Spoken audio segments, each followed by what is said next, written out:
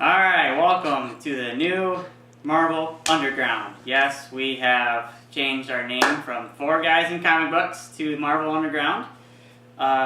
In the beginning segment, we did have a Stan Lee recognition. Okay, these guys are laughing at me. So we are going to reflect the life of Stan Lee. Before I forget, I do have my lovely panel here. We have Joe, lovely Joe, and Adam with his not lovely Adam. His Batman shirt on, and then we have Parker just lying around in the side chair. All right, so now let's get to reflecting the great Stan Lee. Adam, what do you think about the great Stan Lee? Any memories? Any fond memories? Any? Well, he was great in all of his cameos. I really liked how he was very much a character. He, even in the panels he would write in the comic, like not only did create characters, but in all of his letters he would write to his fans, they were all bursting with energy and character. He really played along with all of his cameos in the films. Another great thing is that he was a really kind of forward-thinking and really a voice for equality. He created a lot of characters to kind of represent underrepresented groups, like X-Men represents oppressed peoples, and so he created a lot of characters who might speak to those who couldn't necessarily identify with folks in comics. So he was always one to really kind of be a progressive forward thinker. He was a great guy and a truly influential force in comic books. Awesome, good stuff. Good memories. I'd say. I'll definitely say all that. Parker, what about you? Any memories about the great Stan Lee? Well, first of all, he was a really great guy. I would have to say the number one thing that really sticks out from him, in my opinion, is that he was like one of the first really big people to show you that you can do what you want to do without having to be forced in some random job you don't want to do. Because he was criticized, if I remember correctly, for just making comics as his career in the starting. But that's the big thing that stuck out for me when I think of Stan Lee. Okay, that's fancy. All right, the last one of our panel, we have lovely Joe here. Hello. So, Stan Lee, where do I start? My God. He did a lot for this nerd community of ours. In fact, our little community probably almost wouldn't exist without him, because, he just happened to create this little universe called Marvel. But no, when I was younger, when I used to watch Fantastic Four, the original one, and all the other early Marvel movies when I was a kid, middle school, high school, I'd always be like, who's this old guy that's always in every movie? It always flashed to him, who is he? And it wasn't until later that I realized, oh, that's the creator of this whole universe, Stan Lee. And then, I did my own little research, and I realized how much of a pioneer, like Adam said, he really was. He did a lot for a lot of people. He gave people hope. He gave people inspiration. Like Parker said, to do whatever they want to be. And, I respect that because, everyone in their lives has a crossroads to decide what they want to do. You can either go down some boring old route or you can do something you want to do. And Stan was definitely, like I said, he definitely was an enabler of following your dreams, honestly. So that's what I gotta say. Now, but he's gonna be missed. He will be missed. There's not many people like him in this world left. Now, Adam, you were telling me that you went to see the Spider-Man Into the Universe, and they did a really good Stan Lee cameo. How was that cameo into that specific movie? It was really great. He accidentally eulogized himself because his cameo was, obviously filmed before he died. But in Spider-Man Into the Spider-Verse, since I know an awful lot of these panelists, despite being on the Marvel panel, haven't seen this movie, there's a character who dies. It's pretty important. It happens, within the first 15 minutes of the film, and a lot of people are affected by it. And one of the main characters is talking to the owner of a store, who happens to be Stan Lee. And, Stan talks about how much his character meant to him, how much he meant to the world, all these great things he did, how many people he affected, and it really, hearing Stan Lee read those lines that could very well have been written about him, it was really, really emotional. Well, awesome. Well, I mean, I was kind of shocked about hearing the news from Stan Lee. Actually, my girlfriend kind of told me the news about that. But Stan Lee was probably much the statement and the glue to all the Marvel Universe, in my opinion. He kind of had different he had a story between his cameos, and I kind of thought that it was going to set up to something bigger in the universe, in the Marvel Universe, with Guardians of the Galaxy 2, with him being in the Watcher, for the Watcher. So I think his role in everything was kind of watching the universe, maintaining the universe, trying to, until the decimation happened. The snap, everyone knows what the new name for the snap is, decimation. But he would be greatly missed, and I think that there's going to be a very good tribute to Stan Lee, either in Captain Marvel or Avengers Endgame. Alright, so none of the, gotta keep the waterworks to a minimum here. No one's crying here, but since we are now in 2019, let's recap some of the movies of 2018.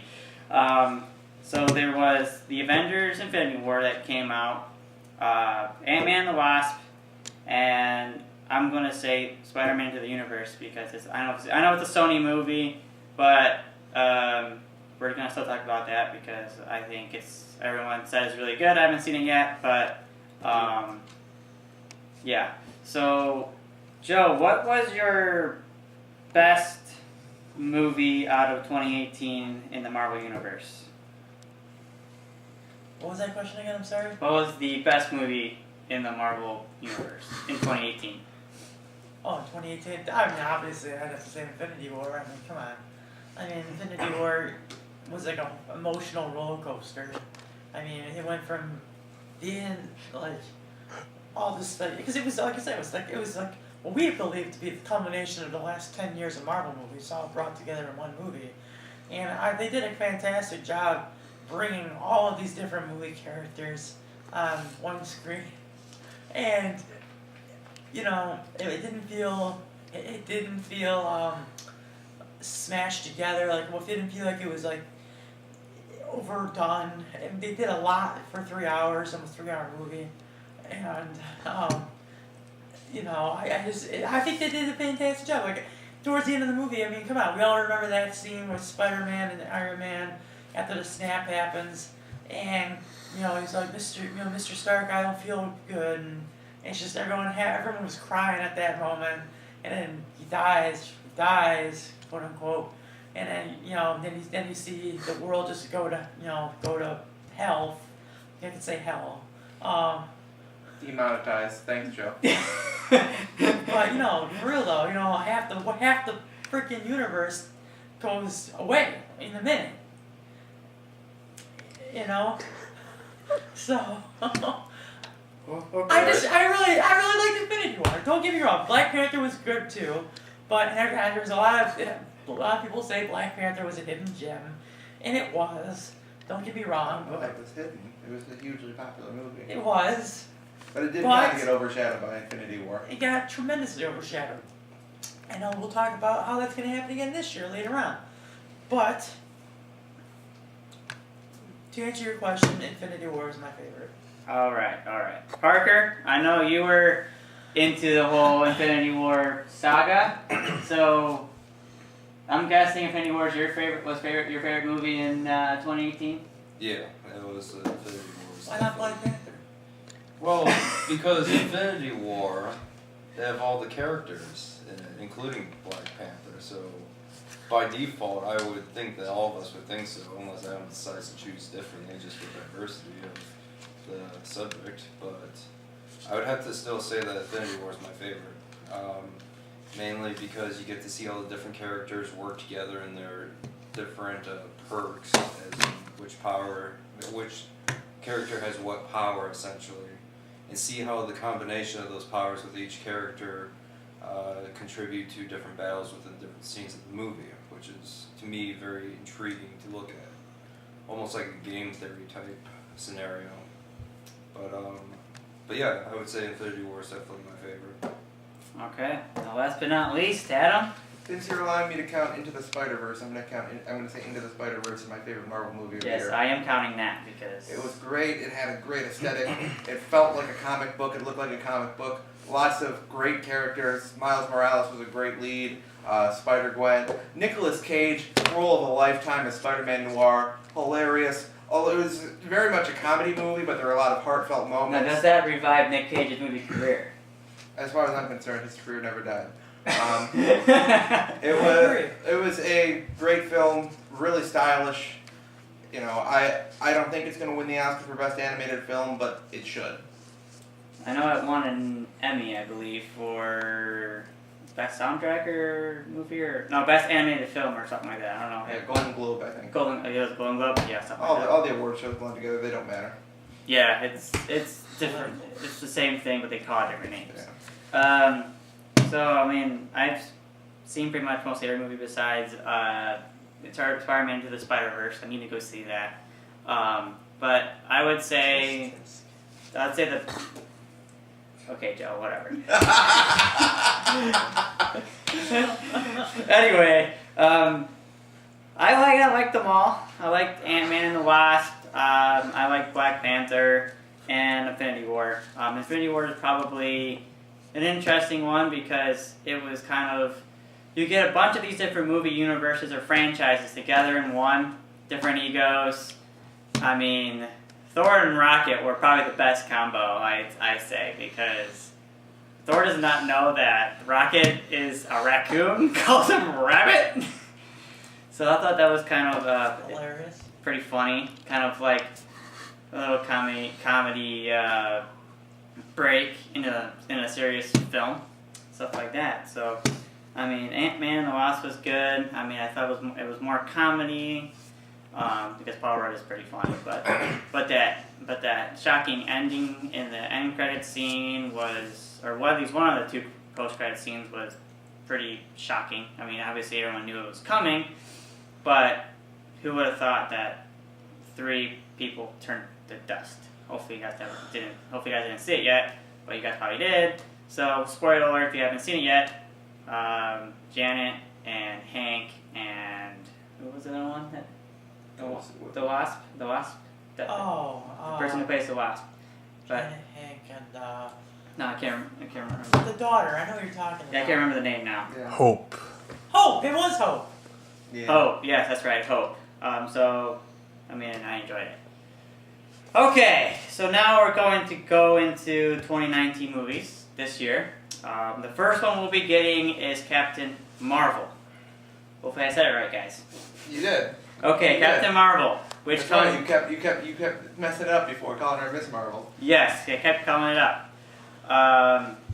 So that comes out on March 8th, and I don't know how my opinion is on it. We only had 2 teaser trailers. So, Adam, what do you feel about the movie? I love Billy Batson, so I think it's going to be great fun. It's going to be an interesting take. Because Okay, Joe. What? Your turn. Oh, it's going to be an interesting take because, you know, Marvel's being real hush-hush about this movies this year. They are. And, you know, they know it's going to be a big year for them. And, you know, they really didn't show that much in these sneak peeks from this Captain Marvel. Because, you know, like I said, there's a lot, I feel, because, you know, Captain Marvel is the lead up to Endgame. So you just know there's going to be a missing puzzle piece into how Thanos' snap is going to be reversed. At least one of the missing puzzle pieces is going to be inside of Captain Marvel. And I definitely can't wait to see how they're going to do it. My prediction, of course, is they're going to use the Time Stone. They're going to go back in time. And because, you know, back in Infinity War, when Thor tries to kill Thanos before he snaps his fingers, he digs his axe into the body, And instead, Thanos is like, you should have gone for the head. So next time, we can only assume they're gonna go back in time before it happened, and Thor is gonna slice Thanos' head off. That's what anyway. That's Captain Marvel. Alright, so now we have Parker to discuss his views and opinions about Captain Marvel. Well, other than seeing the actual trailer, I'm just thinking that, I don't know, this person is like very special somehow. I think it's gonna help out. She's hot. She is? Yeah, she's pretty hot. No. I only saw the teaser trailer, so I don't have as much information as the other Well, guys. they did bring up a special look / another trailer Monday Okay. during the college football playoffs championship. But anyways, I'm just assuming it's just going to be a big help for the Avengers, essentially, and to bring back what has been done by Thanos, essentially. Okay, that's interesting. So hopefully you guys bought your tickets because tickets just got released. I know we're 4 months out for the film, so that just got released on January 7th. So that's gonna be, I think ticket sales have been off the roof right now, but I'm not quite sure. But I mean, that's what I was told. And I mean, I don't know how I feel about this movie just yet. We really don't know yet much about what Brie Larson's character feels like. I mean, she feels like she's kind of dead.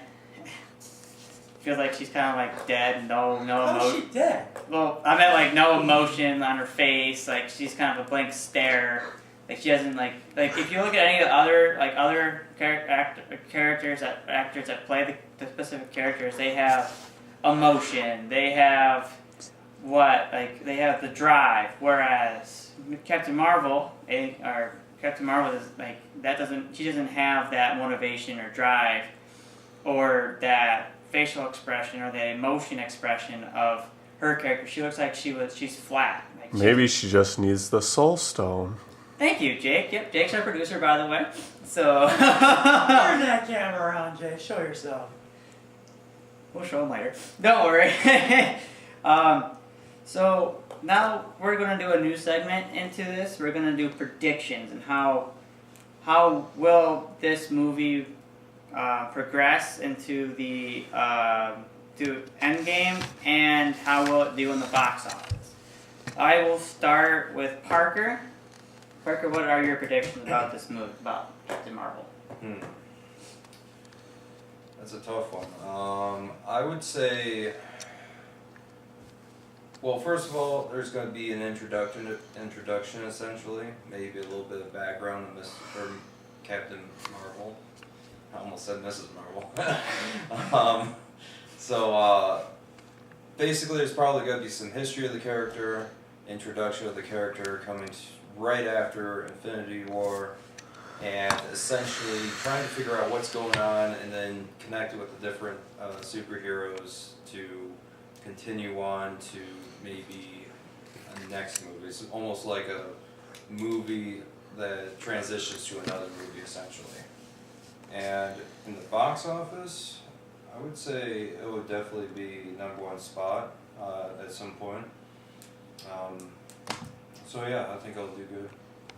Okay, get some good predictions there, Parker. Adam, what would be your predictions about Captain Marvel and the box office? I think she'll have something to do with the quantum realm.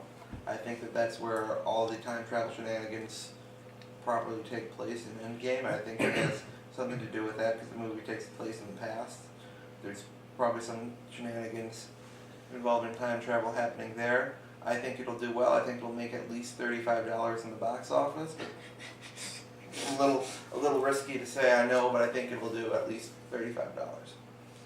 You mean like dollars or thousands or billions or millions? 35 billion. It'll make at least $35 billion with a B. Yes. Whoa.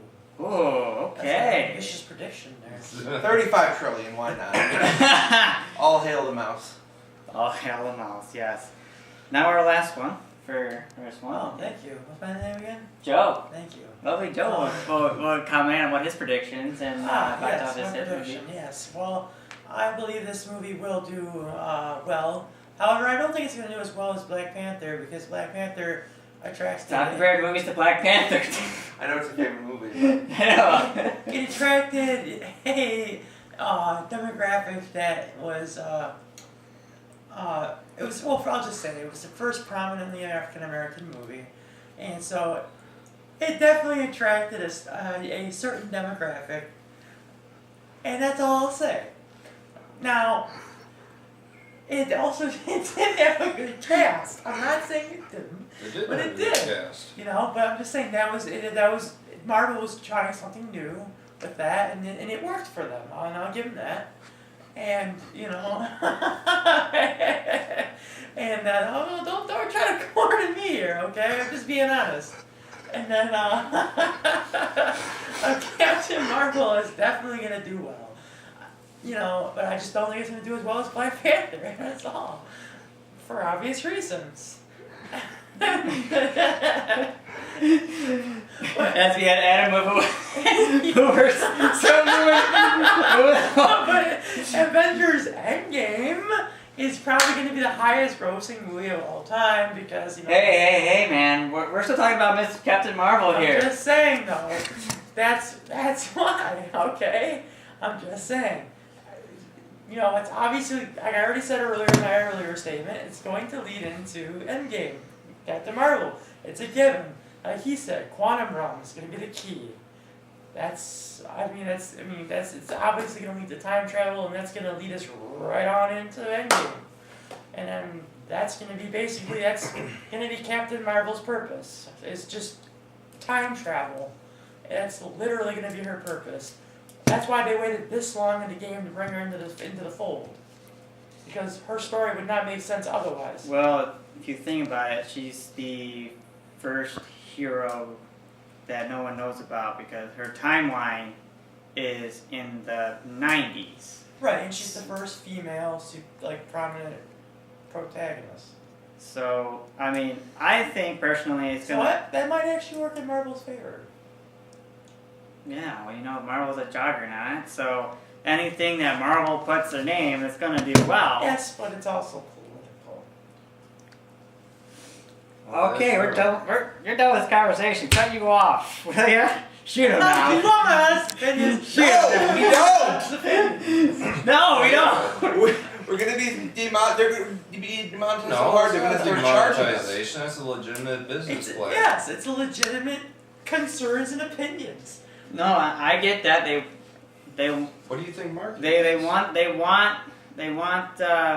Captain Marvel to be the new face of the next phase that is starting here after the end game. Wait, why her though? It doesn't make sense to me. She's a woman. Because she's a... We're done. We're cutting you off. We're cutting you off! Shut up, damn it! Damn.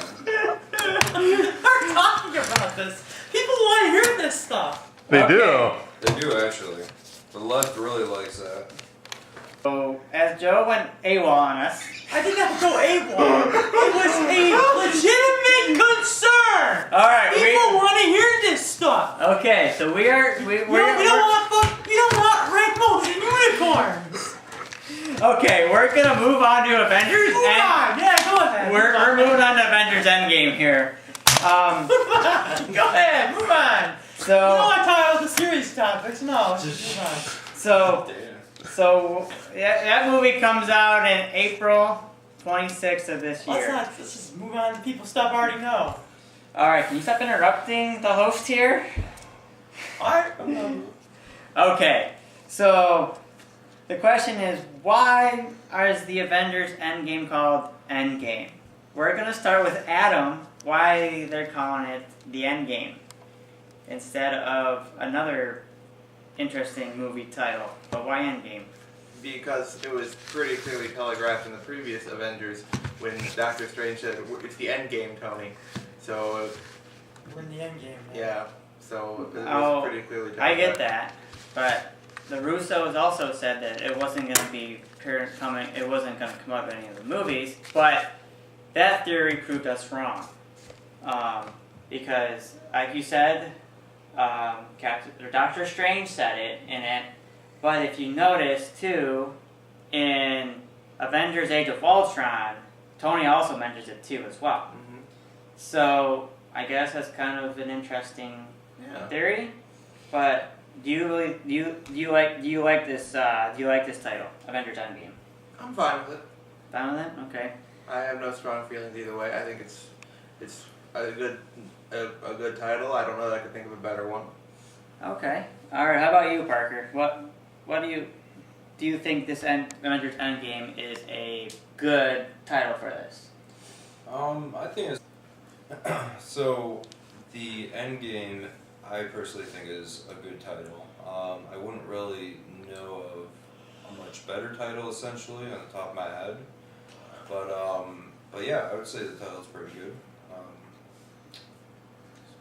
My opinion on that. Okay. I'm afraid to say your name now. Go ahead. Joe, let's elaborate your political about this Avengers Endgame. It's a marketing ploy, I'll tell you. It's a good name, don't get me wrong, but it's a marketing ploy. You know, I mean, they could have called it anything else. You know, one of the names everyone thought it was going to be was like, what was the one you were talking about it like months ago? What was the one name? Finest Hour. Finest Fallen Hour. Heroes. They had tons of different names, I think. Endgame just is more appealing because it to the audience or to even someone that's never seen a Marvel movie before, they're like, oh wow, this one actually means something. It says Endgame because the word Endgame means that's it, finale, finito, that's no more. So it's going to draw more people out to the theaters to see the movie because they're like, wow, this is it. This is actually going to be like the big kaboom. This is it, you know? So it's a smart thing on their side, I'll definitely say that. Do I like it? Yeah, it's okay, it's good, I like it. Okay. So that the first, I guess you could say teaser trailer was released in December, sometime in December. Has any of you guys seen the teaser trailer to Endgame? Yes. Have you, I Parker? believe so. Adam, what do you think about the trailer? Or that teaser trailer, I guess you can say. I think it's good. Kind of lays out how high the stakes are. Tony Stark's dying.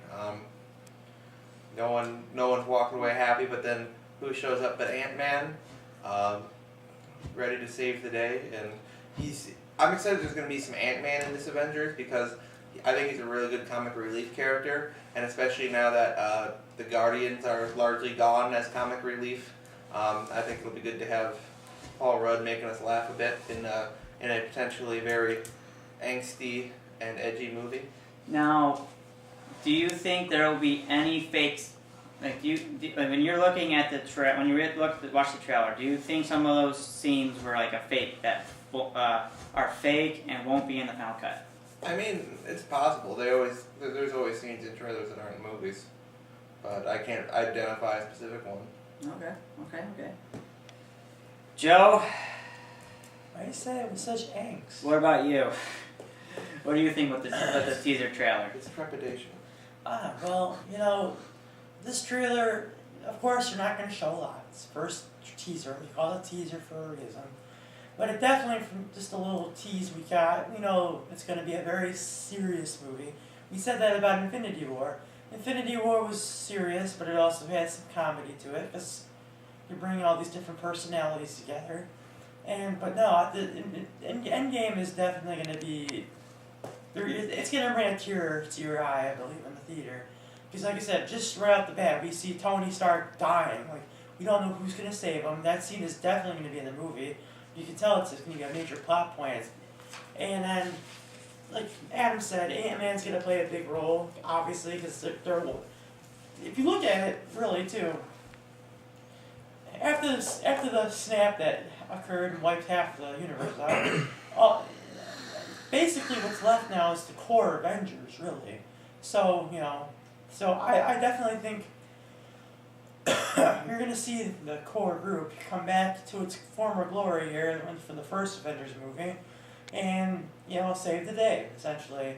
Because, they're all that's left, ironically. So, we're going to see what happens. And as I said, it's going to be a very serious movie.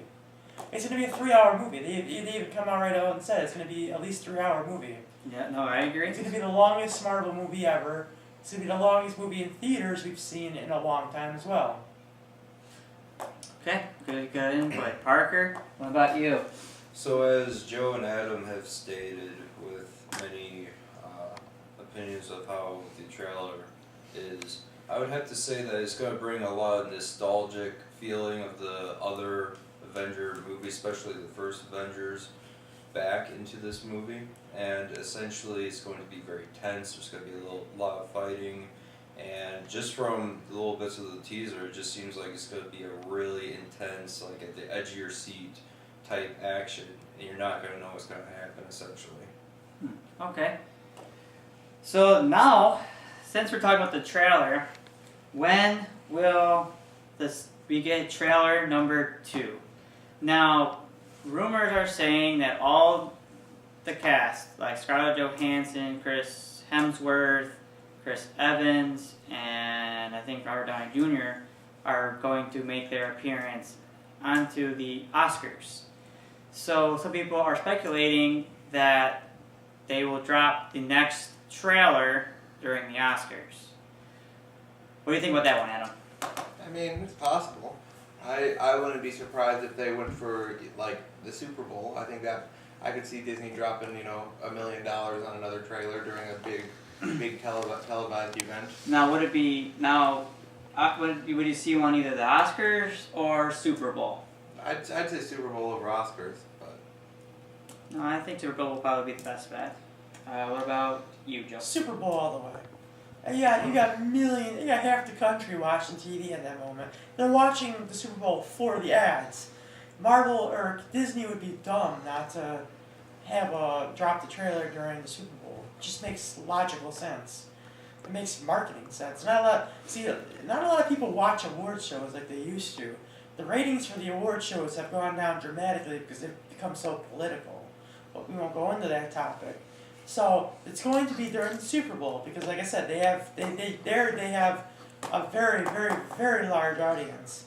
And yeah, it's expensive, but let's be honest, Disney's got the money. All right, Parker. Yeah, I agree with the Super Bowl. A lot of people, you get, again, as they said, $1 million, but that's like $2 for Disney, so I'd say it's the right choice. All right. I'm kind of liking all your guys' theories here. I like that. So as Joe mentioned, the marketing for this movie, they're according to the Russos, it's going to be different than any other movie that they have marketed.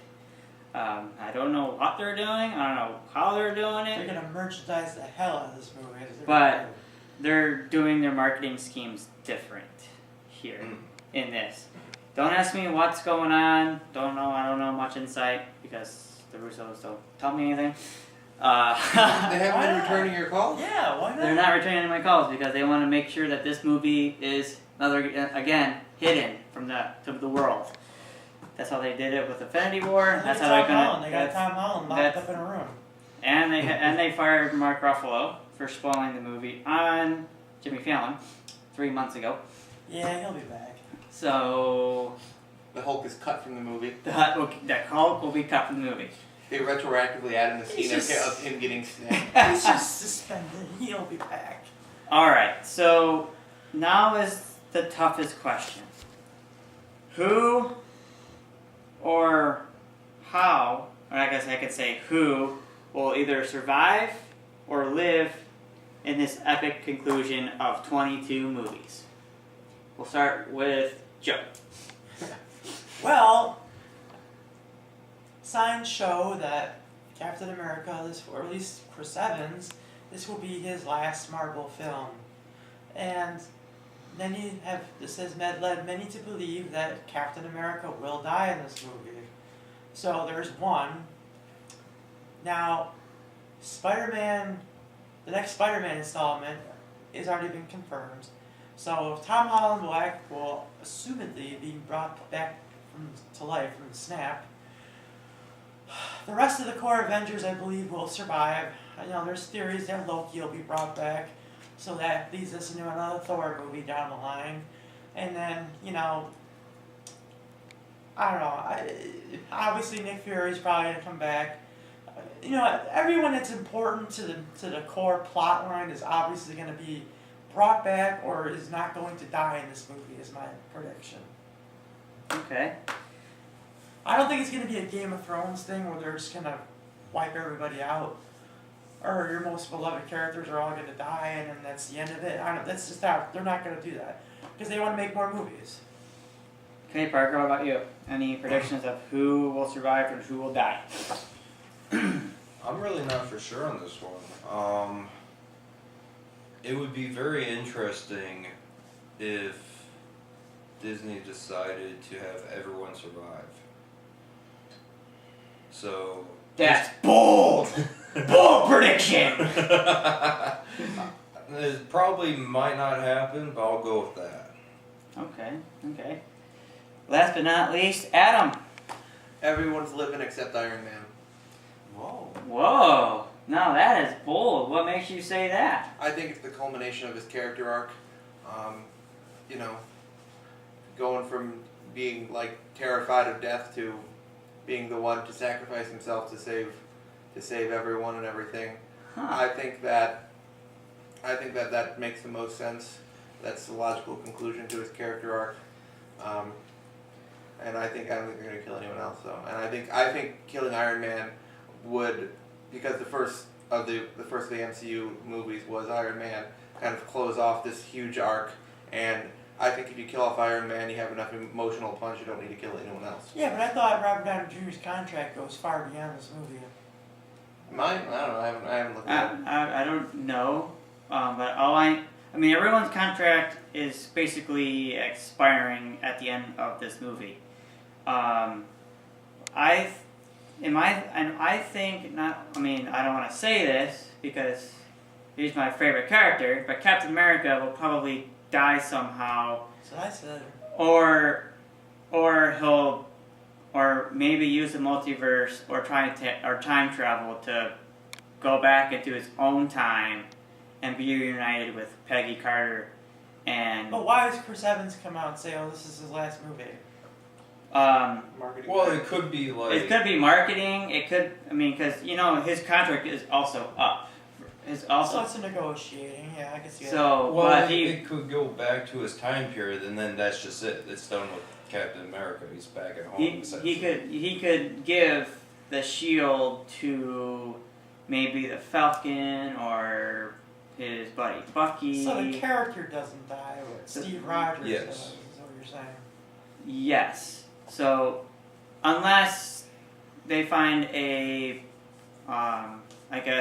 contract, negotiation for Chris Evans.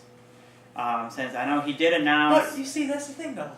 Not to interrupt you, but all these characters, these people have become the faces of these characters. It's going to be very hard for the audience to adjust to somebody else being Captain America, to somebody else being Iron Man. They did it for Spider-Man. Yes, but this, he's pointed out, this is 22 films. People have literally, it's like a Harry Potter universe. People have grown to love these characters, to love these people who play these characters. And to just suddenly just change that, it's a bold move, it's a risky move, but if they do it, they do it. I'm not saying that, we'll see what happens. Adding on to that, though, Thor's been doing pretty good with doing other movies and stuff like that. Well, I know I've heard Chris Hemsworth wants to be Thor for a while. He likes being the character. He just enjoys it.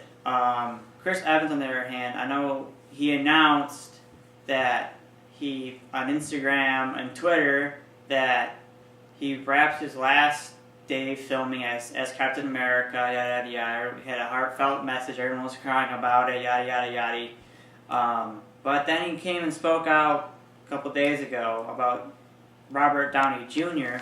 and his character of Iron Man, and he said that Robert Downey Jr.'s Iron Man cannot be is irreplaceable. Whereas he's saying that Robert Downey Jr. is the perfect role for Iron Man, and always will be. I mean, Captain America will also be known as Chris Evans too, unless they reboot his character, but that's going to be like 20, 30 years down the road from now. But, yeah, I mean, I'm thinking they'll probably do another good Stan Lee tribute. They'll probably do like his very last cameo, unless he filmed his in Spider-Man Far From Home. I don't think so. But they'll do a really good tribute at the end of the film and stuff like that too. So, yeah.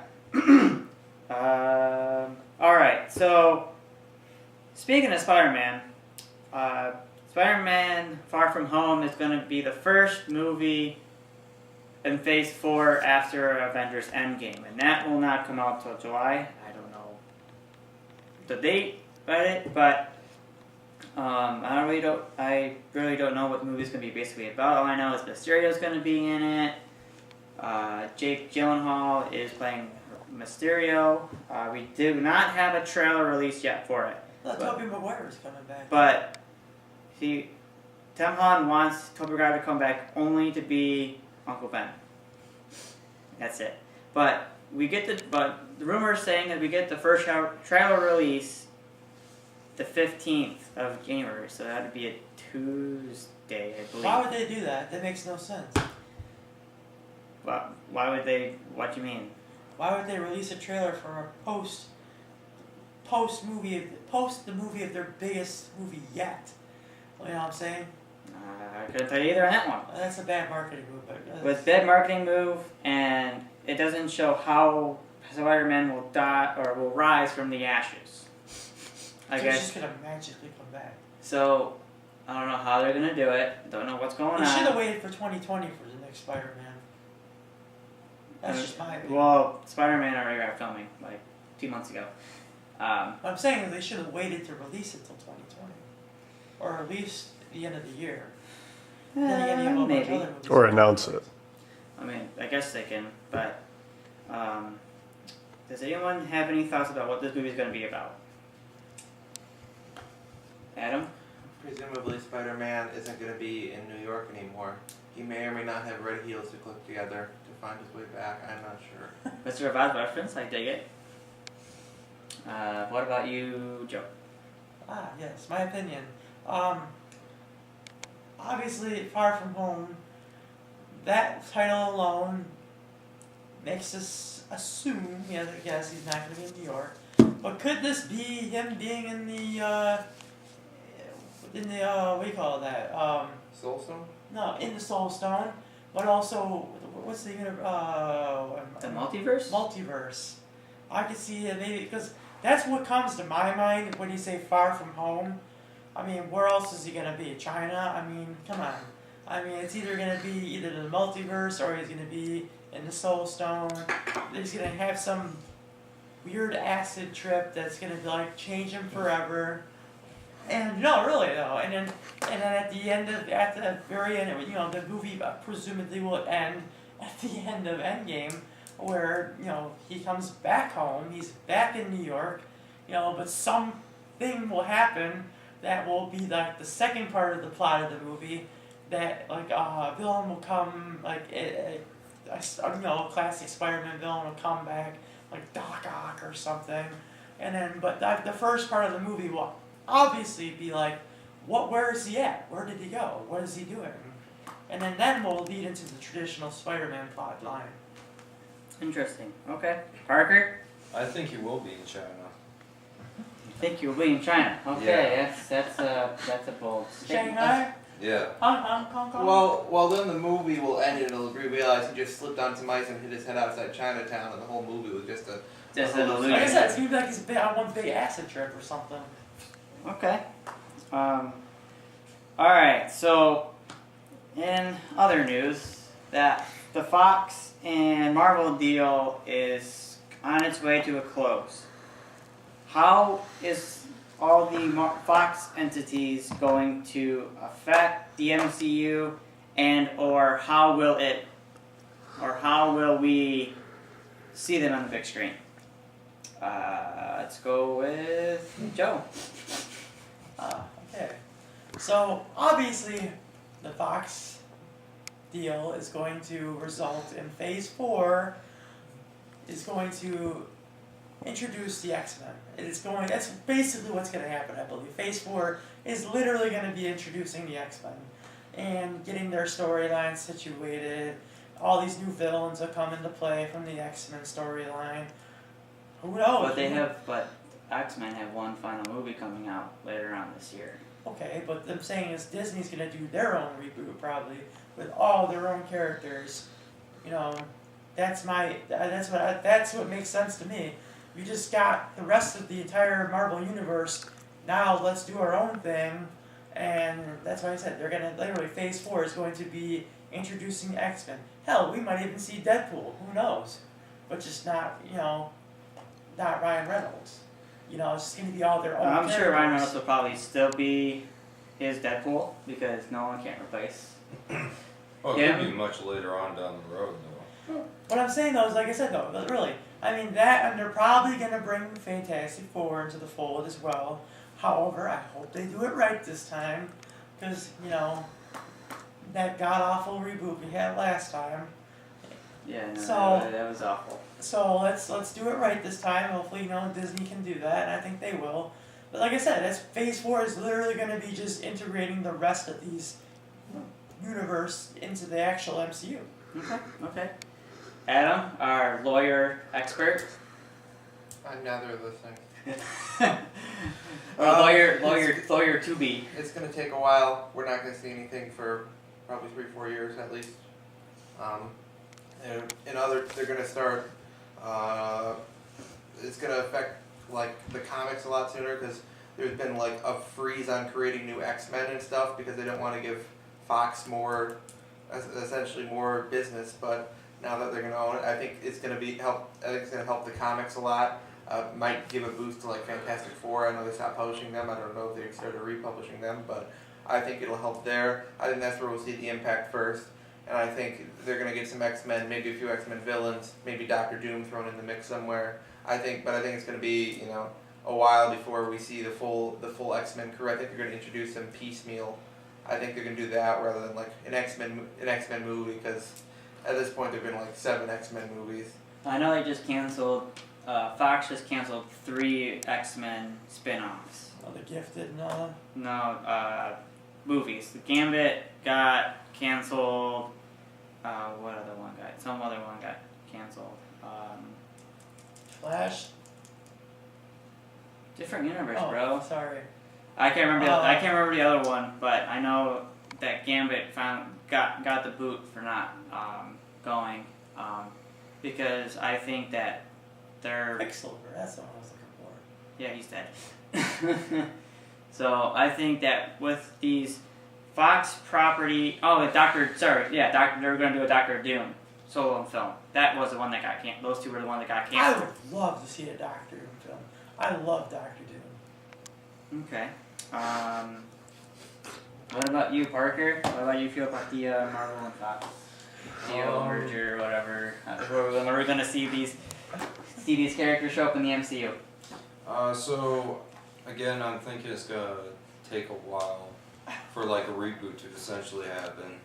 I would really like to see something different happen instead of like an identical reboot, but that's just what I would like to see, but I'm not really for sure if they would do something like that, but again, probably several years down the road I could definitely see once the Avengers start to die down a little bit, they might jump into the X-Men to get that going essentially. Okay. So, here's my prediction. They are going to bring everyone together in probably 3 to 4 years, maybe 5. They're going to make a movie franchise, big movie franchise called The Ultimate Alliance, where all the characters are all back together on one big screen fighting Doctor Doom with the power of Odin. Yes, it's a video game, people. Look it up.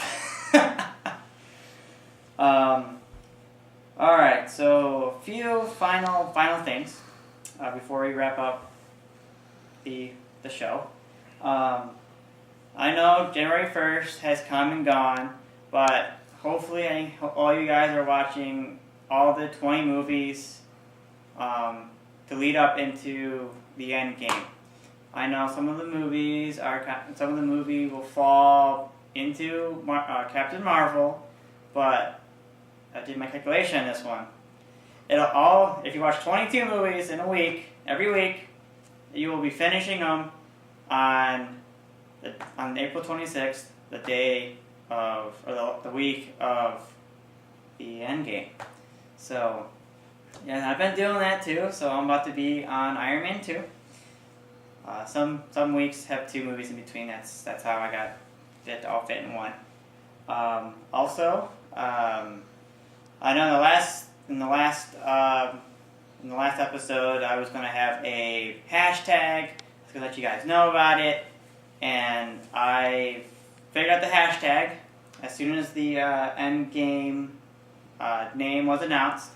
That the hashtag is I am with you to the end game. You use that hashtag on Instagram and Facebook. We do have an Instagram. We just made an Instagram. It is called @MarvelUnderground, so why don't you go follow it. We have some updates on movies and news and stuff like that. Anything you want to know about it, we got you there. Don't forget, we have a Snapchat page. It's Marvel_podcast, but that's going to be changed. Anything else? No. Alright, boys. Any final thoughts before we wrap things up? I'm looking forward to this year. It's going to be a big year for Marvel.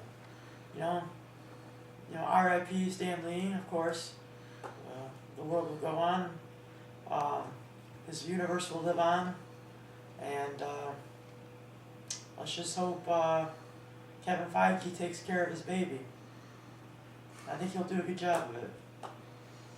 Endgame will be fun. Looking forward to that. Okay. Parker, any last things to say? Other than just excited for Endgame. That's about it. That's it. That's it? You're just excited for Endgame. Okay. Yeah, only Endgame. That's it. Nothing What else. about Captain Marvel? Yeah. Sexist. Excuse me. We're still on tape, people. Whoa, calm down. Okay. I'm just kidding. It's all jokes, people. All jokes. Alright. Until next time, true believers, this is the Underground, the Marvel Underground, keeping you up to date with all your news. I'm Alex, along with Adam, Joe, and Parker, and Excelsior.